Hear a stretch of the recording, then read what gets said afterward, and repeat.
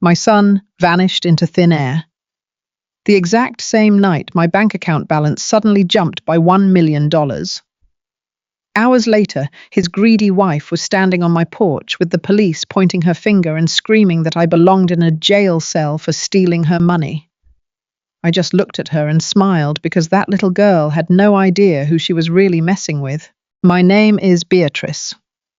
I am 64 years old, and for decades I walked the floors of the neonatal intensive care unit as a nurse.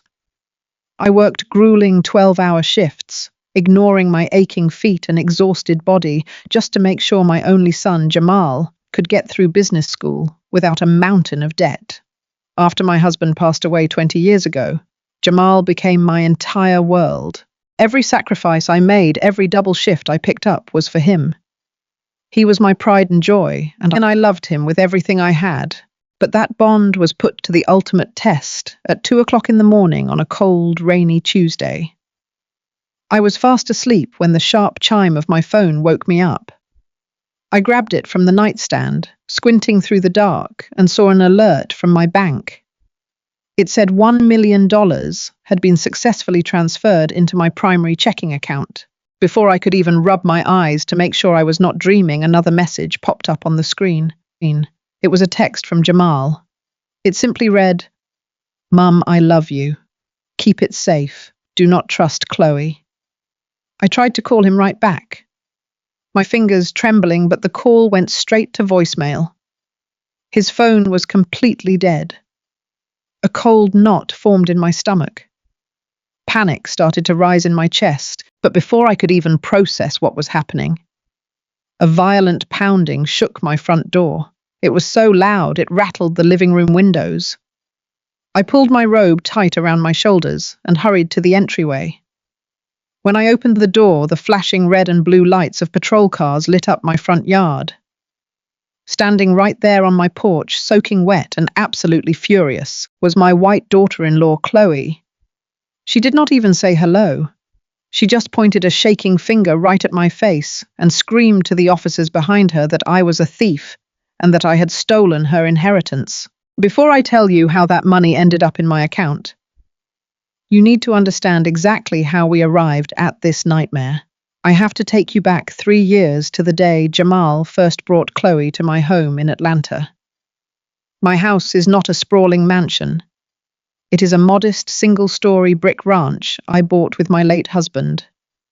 It is filled with love-framed family photographs and the warm smell of peach cobbler on a Sunday afternoon. When Chloe pulled up into my driveway, she stepped out of a gleaming silver luxury car, wearing clothes that cost more than my first vehicle. She looked around my quiet, working-class neighborhood with a tight, pinched smile, as if she had just stepped into a muddy swamp. When she walked through my front door, she did not offer a hug. She barely shook my hand. She looked at my worn, floral sofa, my hand-knit throw blankets, and my simple dining room, and called my home quaint. She used that word constantly. Quaint. Outdated. Charming in a vintage sort of way. Every compliment was wrapped in a thick, heavy layer of condescension. She wore heavy diamond earrings and carried a handbag with a massive designer logo, making sure I noticed exactly how much better she thought she was than the woman serving her sweet tea. I watched her wipe her perfectly manicured finger across my wooden dining table, checking for dust that was not there. Jamal was completely blinded by her. My son, who was usually so sharp and observant, behaved like a puppy seeking approval.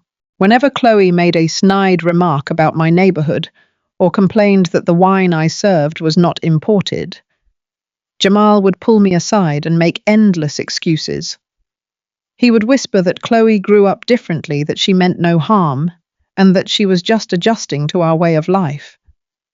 But a mother always knows. A mother knows when a snake has slithered into her garden. I saw the way Chloe looked at my son, not with genuine love, but with cold calculation. She saw a handsome, successful accountant she could mold and control. And she saw me as a poor, uneducated, retired nurse who was nothing more than an embarrassing hurdle in her path to high society. I swallowed my pride for my son.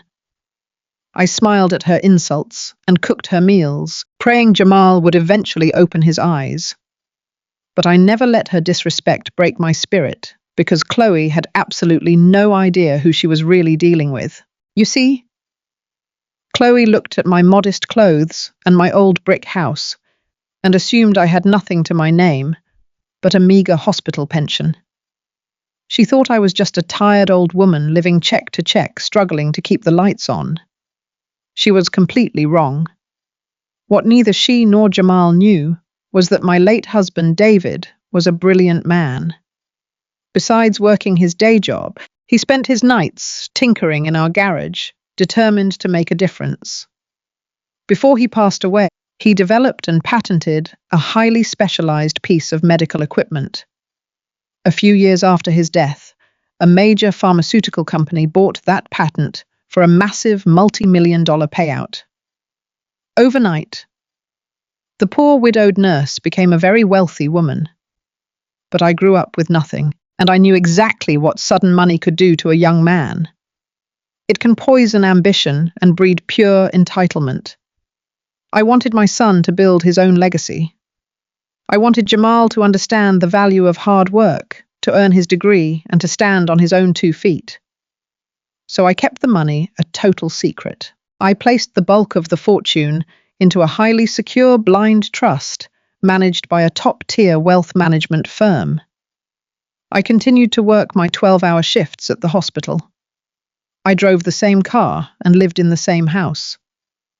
However, when Jamal graduated and became a certified public accountant at a prestigious firm, I wanted to support his career without handing him a silver spoon. I had my wealth managers set up a smaller, separate investment portfolio of exactly $1 million. They assigned this portfolio to Jamal's firm, specifically requesting him as the account manager. It was set up under a corporate entity name to keep my identity hidden. Jamal managed that $1 million every single day, growing it and securing it, genuinely believing it belonged to a wealthy, anonymous corporate client. He had absolutely no idea that the money he was working so hard to protect belonged to his very own mother. Chloe thought she was the grand prize.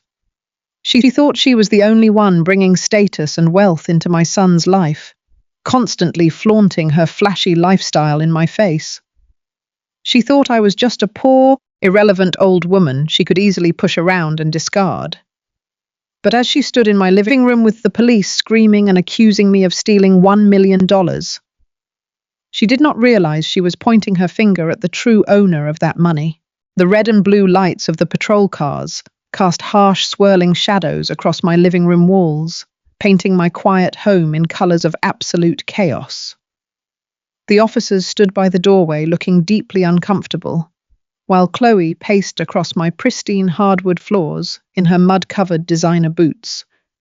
She did not care about the mess she was making. She never cared about anyone but herself. Beside her stood her brother Bradley. I knew exactly who he was from the few times Jamal had brought him around. He was a corporate lawyer with a reputation for playing dirty. A man who wore incredibly expensive tailored suits that could not hide the absolute coldness in his pale eyes.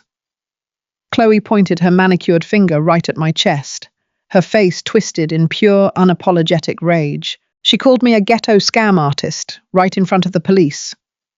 She screamed at the top of her lungs that I had maliciously manipulated my own son into draining their marital accounts to fund my retirement. She told the officers that I was a common thief hiding behind grey hair and a simple knit cardigan. The officers, clearly not wanting to get involved in a high-stakes domestic financial dispute, stepped out onto my front porch, leaving me entirely alone with the 2 snakes that had brazenly invaded my sanctuary. That was when Bradley made his move. He stepped forward, pulling a thick stack of heavy, official-looking documents from his sleek leather briefcase. He tossed them onto my dining table, right over the handmade lace tablecloth I had cherished for years. He leaned in close, so close I could smell the sharp, expensive mint of his breath, and the arrogance radiating from his skin. He told me that these papers were arrest warrants and civil suits ready to be filed with the district attorney. He threatened to have me thrown in a federal penitentiary for grand larceny and elder fraud. He said that unless I wired the exact sum of $1 million into an offshore account he provided by the end of the week, I would die alone in a cold prison cell. He spoke to me slowly, enunciating every single syllable, treating me like I was a slow-witted child who could barely comprehend his complex legal jargon. My heart was hammering violently against my ribs, but it was not because of his empty threats. It was because my son was missing. Jamal had sent me a terrified message and vanished into the night. I knew my boy better than I knew my own heartbeat. He would never steal, and he would never abandon me unless his life was in imminent, immediate danger. I swallowed the thick, suffocating terror rising in my throat. I let them yell. I let Chloe insult my home, my clothes, and my character. I remained completely silent, staring at the floor, letting my maternal instincts sharpen into a deadly, icy focus. I had spent 40 years in the neonatal intensive care unit keeping babies alive, while alarms blared and doctors panicked. I knew how to stay perfectly calm in a crisis. They thought I was paralyzed by fear. They thought they had backed a helpless old woman into a corner. They did not realize they had just awakened a sleeping bear. I knew I needed them out of my house immediately so I could find out what had happened to my son. I let my shoulders slump forward. I made my hands shake visibly as I reached out to grip the edge of the dining table for support. I looked up at Bradley with wide, tear-filled eyes, playing the exact role they expected of me. I told them in a weak, trembling voice that I did not understand computers or banking. I told them I was just an old, tired nurse who barely knew how to use a basic cash machine, let alone execute a massive wire transfer to a foreign bank account. I begged them with tears streaming down my face to give me 48 hours to go to my local bank branch and figure out how to access the funds. Chloe rolled her eyes, scoffing loudly at my supposed ignorance. She muttered to Bradley that it was pathetic watching me cry, but Bradley just smirked with supreme, unearned arrogance. He tapped his expensive silver watch, told me the clock was ticking, and ordered his sister out the door. The heavy wooden door clicked shut behind them. The very second the deadbolt engaged, my trembling stopped completely. I wiped the fake tears from my cheeks with the back of my hand. The frightened, helpless mother vanished into thin air, and the woman who had managed a multi-million-dollar empire in the shadows took her place. I walked straight to my home office, pulled out my laptop, and bypassed every standard security protocol to log directly into the administrative portal of my blind trust. Because I was the sole proprietor of the wealth management firm handling the account, I had absolute backdoor access to every single transaction, audit trail, and communication regarding my portfolio. My fingers flew across the keyboard as I dug deeply into the financial records of Jamal's accounting firm. What I discovered made the blood freeze solid in my veins. It was a masterpiece of corporate theft. I found a massive, complex trail of forged documents, fake vendor invoices, and ghost accounts. Chloe and Bradley had been systematically embezzling millions of dollars from Jamal's firm for the past 8 months. But the most sinister part was how they had structured the theft. Bradley had used his extensive legal expertise to pin the entire paper trail directly onto Jamal. They had forged my son's digital signatures on every illegal transfer. They were setting him up to take the fall for a massive federal crime. Their plan was to send my innocent boy to a federal penitentiary for decades, while they took the stolen cash and fled the country to live like royalty. The pieces of the nightmare finally snapped together in my mind, illuminating the horrifying truth. Jamal was a brilliant accountant. He must have discovered their massive embezzlement scheme at the 11th hour. Realizing he had been perfectly framed by his own wife and her ruthless brother, he knew he was entirely trapped in a web of lies. He also knew Bradley had connections to dangerous, violent people in the corporate underworld who would not hesitate to silence a whistleblower permanently.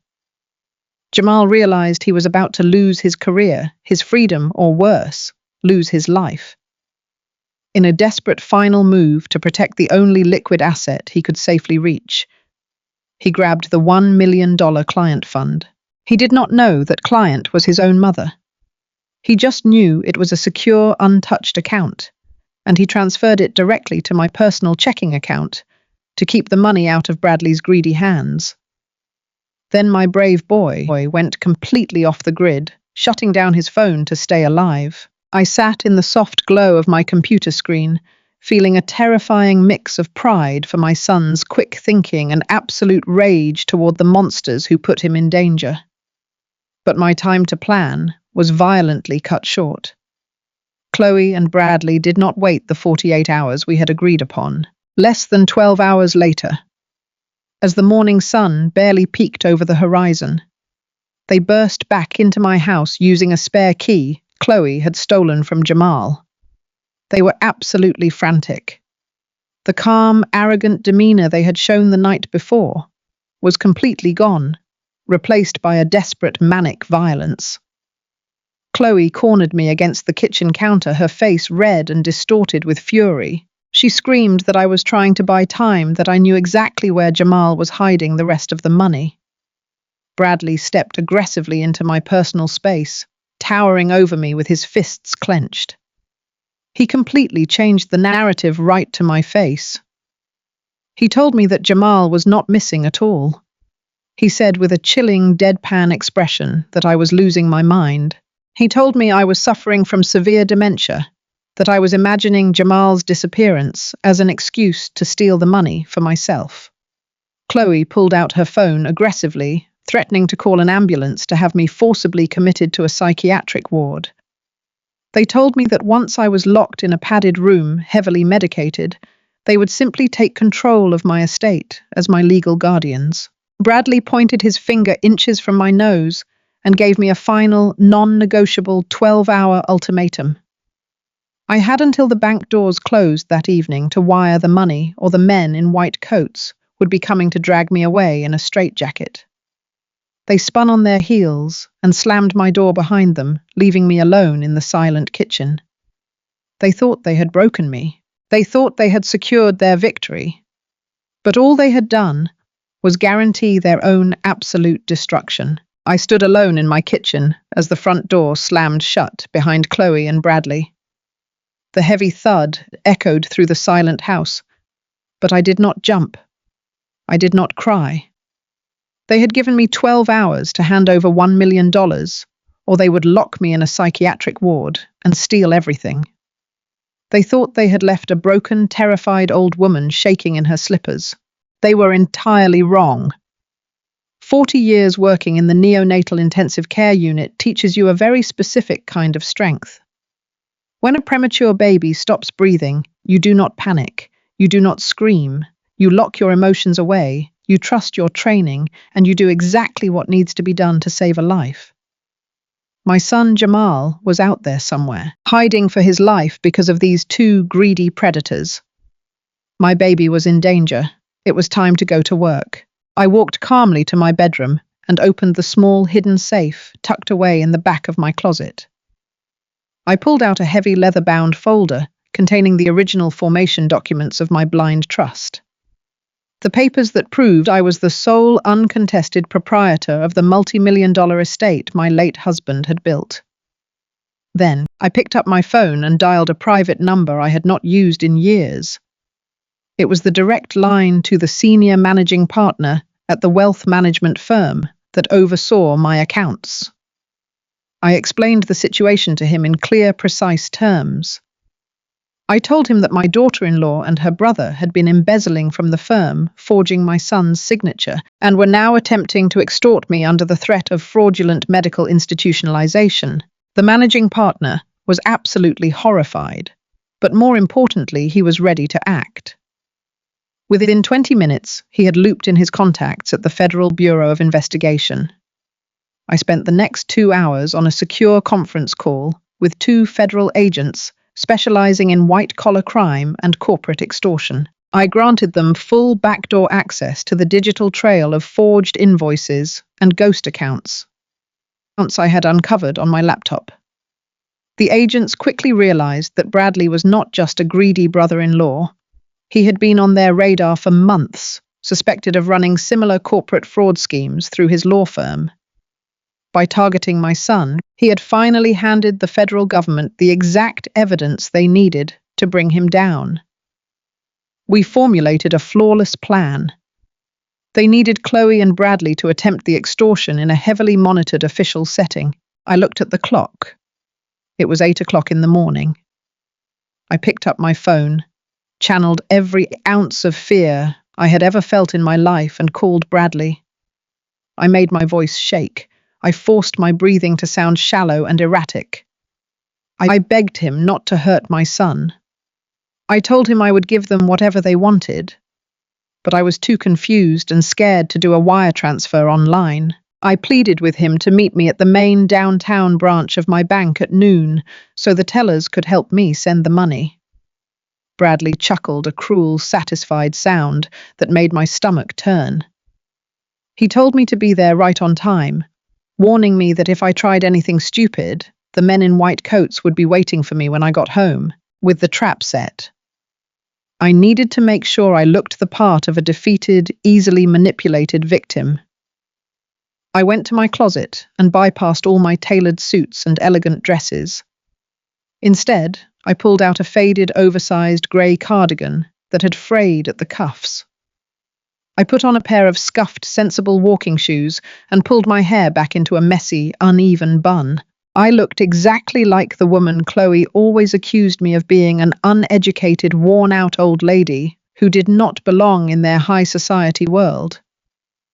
I grabbed my battered handbag, slid the heavy leather folder inside, and walked out the door. The drive downtown was peaceful. I watched the city wake up, feeling a profound sense of clarity. For years I had allowed Chloe to disrespect my home, my clothes and my lifestyle, all because I wanted to keep the peace for Jamal. I had kept myself small so she could feel big. But today the masquerade was coming to a permanent end. I arrived at the main bank branch right at noon. It was a massive, intimidating building made of cold marble and sleek glass walls. As I shuffled through the heavy revolving doors, gripping my handbag tightly to my chest, I spotted them immediately. Chloe and Bradley were waiting in the main lobby, looking like two predators ready to feast. Chloe was wearing a tailored white designer dress, her hair perfectly blown out, tapping her foot with visible impatience. Bradley stood beside her in a sharp navy blue suit, holding his expensive leather briefcase, surveying the bank as if he already owned it. When Chloe saw me, she let out a loud, theatrical sigh of annoyance. She grabbed my arm, her manicured nails digging into my skin, and forcefully guided me toward a private, glass-walled conference room they had reserved. The conference room was soundproof and pristine, with a long, polished mahogany table running down the center. The bank manager, who had been thoroughly briefed by the federal agents earlier that morning, greeted us with a polite nod and offered me a glass of water. I took it with a shaking hand, intentionally spilling a few drops onto the table to sell my performance. Bradley did not even wait for the manager to close the door before he unclasped his briefcase. He pulled out a stack of wire transfer authorization forms and slapped them down on the mahogany table right in front of me. He pulled a heavy gold pen from his inner jacket pocket and pointed it at my face. He told me to stop wasting their time. He instructed me to sign the bottom line, authorizing the transfer of $1 million to the offshore account listed on the paper. Chloe crossed her arms over her chest and glared at me. She told me that Jamal was a criminal, and that if I did not sign those papers right that second, she would personally make sure my son rotted in a federal penitentiary while I withered away in a cheap nursing home. She smiled a wicked, venomous smile, reveling in the power she thought she held over me. I looked at the pen resting on the table. I looked at Bradley's smug, arrogant face. I looked at Chloe, the woman who had brought so much pain and disrespect into my family. I slowly let out a long, deep breath. My shoulders relaxed. The trembling in my hands stopped completely. I did not reach for the pen. Instead, I opened my battered handbag, reached inside, and pulled out my thick, leather-bound folder. I placed it squarely on top of Bradley's wire transfer forms. I opened it and slid a single crisp sheet of heavy linen paper across the table toward him. I watched Bradley roll his eyes, thinking I was handing him some useless, outdated bank statement. But as his pale eyes scanned the words printed on the document, I watched the color rapidly drain from his face. His smug smirk vanished, replaced by an expression of absolute, unadulterated horror. He read the paper once, then blinked, and read it again, his jaw going slack. Chloe noticed the shift in his demeanor immediately. She snapped at him, demanding to know what the paper said. I did not let him answer. I sat up perfectly straight, resting my hands calmly on the table. I let my voice drop into an ice-cold, commanding tone that commanded absolute authority. I told Chloe that she was looking at the original, legally binding formation documents for the blind trust that held the $1 million portfolio. I explained, speaking slowly and clearly, so she would not miss a single syllable, that Jamal had never stolen a dime from their marital funds.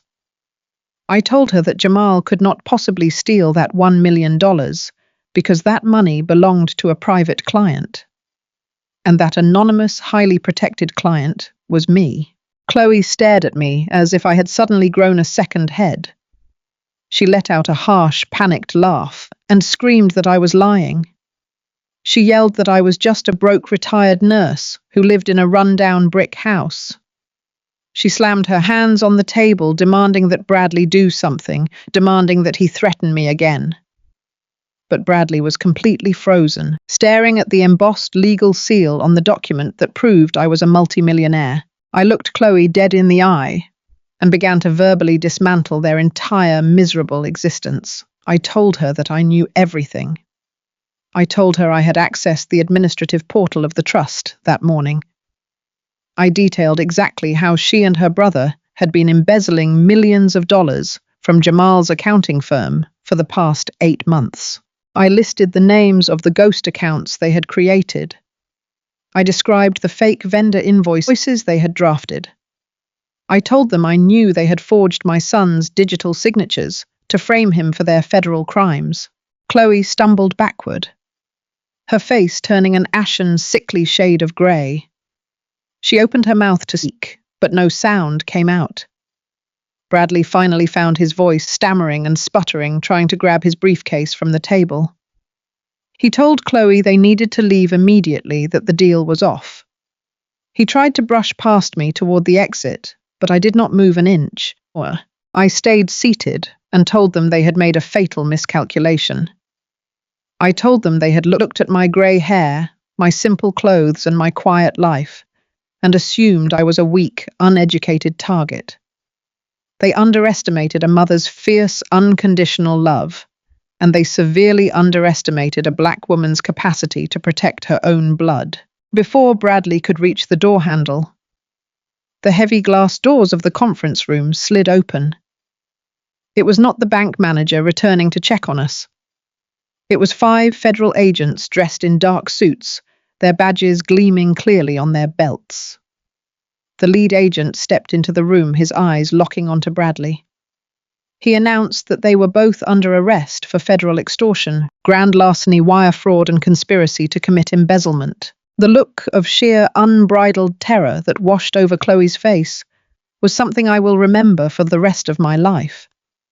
The arrogant, condescending woman who had insulted my home and threatened my freedom was completely shattered. As the agents pulled her hands behind her back to secure the steel handcuffs around her wrists, Chloe began to sob hysterically. Her knees gave out, and she sank to the floor, her expensive white designer dress wrinkling against the cold bank tiles. She looked up at me, tears streaming down her face, ruining her perfect makeup. She begged me to help her. She pleaded with me to tell the agents it was a misunderstanding, promising she would leave Jamal alone and never bother us again. I stood up from my chair and smoothed out my faded grey cardigan. I walked slowly around the mahogany table and looked down at her. I did not raise my voice. I spoke with the quiet, devastating calm of a woman who had finally won the war. I told her that she had mistaken my silence for weakness. I told her she would now have 20 years in a federal penitentiary to learn the difference. The federal agents moved with a swift and terrifying precision. The sharp metallic click of handcuffs echoed through the pristine glass conference room, slicing through the heavy silence. Bradley was the first to be restrained. The arrogant, slick corporate lawyer tried to twist his shoulders and shout legal jargon, but the lead FBI agent shoved him firmly against the mahogany table. They read him his rights, listing off federal charges that carried decades of mandatory minimum sentences. The color completely drained from his face as he realized his expensive suits and dirty underworld connections could not save him from the federal government. Then the agents turned their attention to Chloe. The moment the cold steel snapped around her wrists, her entire polished facade shattered into a million pathetic pieces. She dropped to her knees right there in the middle of the bank lobby for everyone to see. Her immaculate white designer dress gathered dust from the floor as she thrashed and wailed. She cried hysterically, her perfect makeup running down her face in dark, messy streaks. She looked up at me with wide, terrified eyes, begging for mercy. She sobbed and pleaded, promising that she would pay back every single dime, promising that she would leave Jamal alone, promising that she was just misguided and pressured by her brother. She cried out that we were family and that I could not do this to her. I did not blink. I did not flinch. I walked slowly around the table, standing tall and proud in my faded grey cardigan. I looked down at the woman who had insulted my home, belittled my life, and tried to destroy my only son. I looked her dead in the eye, letting the full weight of my 40 years of hard work and motherly devotion radiate from my soul. My voice was completely steady as I delivered the final blow. I said you mistook my silence for weakness. Now you will have 20 years in a federal prison to learn the difference. The agents pulled her up by her arms and hauled her out the glass doors. I stood in the quiet room and took a deep, cleansing breath. The trash had finally been taken out, with the predators locked safely in federal holding cells. The massive web of embezzlement was entirely exposed to the authorities. The news of the arrests broke quickly, and within 24 hours, Jamal safely came out of hiding. When he walked through the front door of my modest brick ranch house, he looked exhausted, terrified, and completely overwhelmed. He dropped his bag on the floor and fell directly into my arms. I held my grown son exactly like I held him when he was a little boy. We stood in the hallway and cried together, shedding tears of relief and profound exhaustion. Once we sat down at the dining table, I finally told him the whole truth. I explained the medical patent, the blind trust, and the secret fortune his late father had left behind. Jamal was absolutely stunned. He sat there with his mouth open, realizing that his own mother was the anonymous millionaire client he had been managing funds for all those years. He realized that the very money he transferred to protect himself was actually just coming safely back home. He buried his face in his hands and wept, apologizing over and over again for bringing a monster like Chloe into our peaceful lives. I lifted his chin, wiped his tears, and told him that a mother never stops protecting her child, no matter how old they get. In the weeks that followed, I used a portion of my wealth to hire a team of elite defense attorneys. They worked directly with the federal investigators to clear Jamal of any lingering suspicion. His name was entirely washed clean of Bradley and Chloe's dirty crimes. Then I did something I had wanted to do for a very long time. I provided the capital for Jamal to start his own independent accounting firm. He built an honest, thriving business, free from toxic corporate greed. As for me, I went right back to the simple life I have always loved. I still wake up early, brew my coffee, and tend to my beautiful garden. I still bake peach cobbler on Sunday afternoons. But I walk a little taller now. I am richer in spirit, richer in peace, and richer in my pockets than ever before. I finally have my son back, and our family bond is completely unbreakable. Listen to me, my beautiful sisters. Never let anyone walk into your house, look at your grey hair, and assume you have lost your fire. We did not survive decades of struggle of working double shifts on our aching feet and raising our children through the hardest of times, just to be bullied by entitled fools who think they can step all over us. They will always mistake your kindness for weakness and your silence for ignorance. But you must always stay one step ahead of their schemes. Keep your receipts, keep your peace, and always keep a secret weapon in your back pocket. Let them completely underestimate you because it makes your victory that much sweeter when you finally pull the rug out from under them. If you loved watching this trash get taken out and enjoyed seeing justice served cold and clean, please hit that like button and subscribe to the channel right now. Let me know in the comments below, where are you watching from and exactly what time is it over there? I absolutely love reading your messages and seeing just how far our stories travel across the world. Stay strong, protect your peace, and God bless you all.